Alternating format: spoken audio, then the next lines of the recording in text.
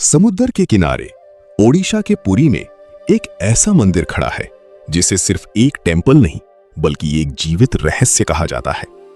यहां भगवान की मूर्ति पत्थर की नहीं लकड़ी की है और हर 12 से 19 साल में भगवान का नया शरीर बनाया जाता है। लेकिन सवाल यह है, आखिर जगन्नाथ टेंपल की असली कहानी क्या है? कौन था वो राजा जिसने इस महान मंदिर को बनवाया और क्यों इस मंदिर पर इतिहास में बार बार हमले हुए? आज से लगभग 900 साल पहले भारत के पूर्वी हिस्से में एक शक्तिशाली राज्य हुआ करता था, कलिंग। आज हम इसे ओडिशा के नाम से जानते हैं। इसी धरती पर बे ऑफ बंगाल के किनारे बसा था एक पवित्र शहर पुरी, और इसी पुरी में स्थित है जगन्नाथ टेंपल, भारत के सबसे पवित्र मंदिरों में से एक।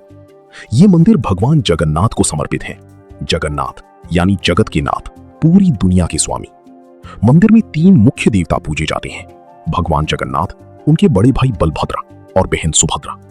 लेकिन इस मंदिर की कहानी सिर्फ धर्म तक सीमित नहीं है। ये कहानी है राज्यों की, युद्धों की, आस्था की और एक ऐसे रहस्य की जो आज भी लोगों को हैरान करता है।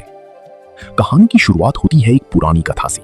कहा जाता है प्राचीन समय में मालवा के राजा इंद्रद्युम्न को सपने में एक दिव्य रूप दिखा। उस रूप का नाम था नीलमाधव। राजा ने उस दिव्य मूर्ति को ढूंढने के लिए अपने पुजारी विद्यापति को भेजा। कई दिनों की तलाश के बाद विद्यापति एक जंगल में पहुंचा जहां एक ट्राइबल पुजारी विश्ववासु गुप्त रूप से नीलमाधव की पूजा करता था। लेकिन जब राजा इंद्रद्युम्न खुद उस स्थान पर पहुंचे तब तक वो दिव्य रूप गायब हो चुका था। फिर एक रात राजा को सपना आया। सपने में भगवान विष्णु ने कहा, समुद्र के किनारे तुम्हें एक पवित्र लकड़ी मिलेगी, उसी से मेरा रूप बनाना। और वहीं से शुरू हुई जगन्नाथ की परंपरा। इतिहासकार मानते हैं कि जगन्नाथ की पूजा का संबंध ओडिशा की ट्राइबल संस्कृति से भी था। इसीलिए आज भी मंदिर की कई परंपराओं में ट्राइबल प्रभाव देखने को मिलता है। अब समय बढ़ता है 11वीं सदी की तरफ। इस समय ओडिशा पर शासन कर रहा था ईस्टर्न गंगा डायनेस्टी, और इस वंश का सबसे महान राजा था अनंतवर्मन चोड़ा गंगादेवा।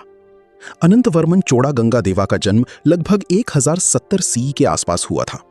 वो एक शक्तिशाली योद्धा था जिसने ओडिशा के बड़े हिस्से को एक साथ जोड़ा। इतिहास के अनुसार इसी राजा ने 12वीं सदी में जगन्नाथ टेंपल का निर्माण शुरू करवाया। मंदिर का कंस्ट्रक्शन लगभग 1112 सी के बाद शुरू हुआ माना जाता है।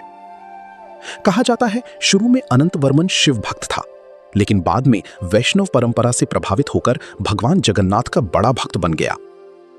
उसने एक ऐसा मंदिर बनाने का सपना देखा जो दुनिया भर में उड़ीसा की पहचान बन जाए। मंदिर को कलिंग आर्किटेक्चर स्टाइल में बनाया गया। इसका मुख्य शिखर आसमान को छूता हुआ नजर आता था। आज भी मंदिर की ऊंचाई लगभग 65 मीटर मानी जाती है। लेकिन अनंतवर्मन अपनी जिंदगी में मंदिर को पूरी तरह कंप्लीट नहीं कर पाया।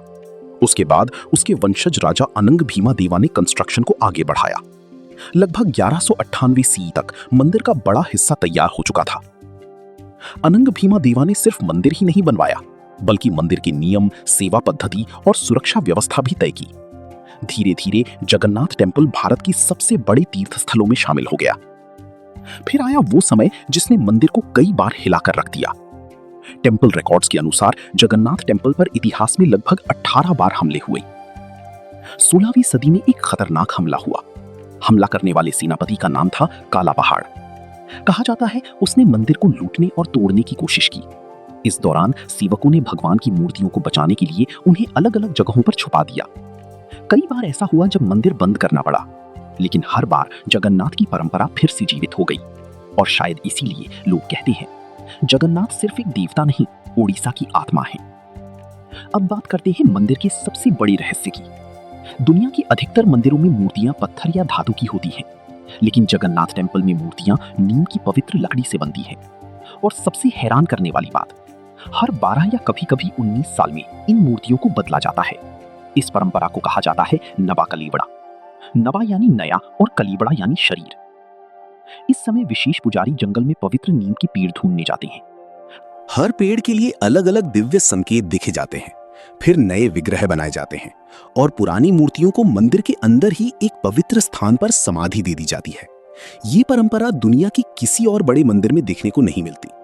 हर साल लाखों भक्त जगन्नाथ टेंपल आते हैं, लेकिन सबसे बड़ा उत्सव होता है रथ यात्रा। इस दिन भगवान जगन्नाथ, बलभद्र और सुभद्रा बड़े बड़े रथों में बैठकर शहर की यात्रा करते हैं। हजारों लोग मिलकर इन रथों को खींचते हैं और ये दृश्य देखने लायक होता है।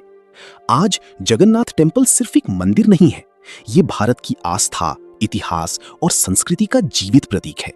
एक ऐसा मंदिर जिसे युद्ध भी मिटा नहीं पाए, हमले भी तोड़ नहीं पाए और समय भी झुका नहीं पाया।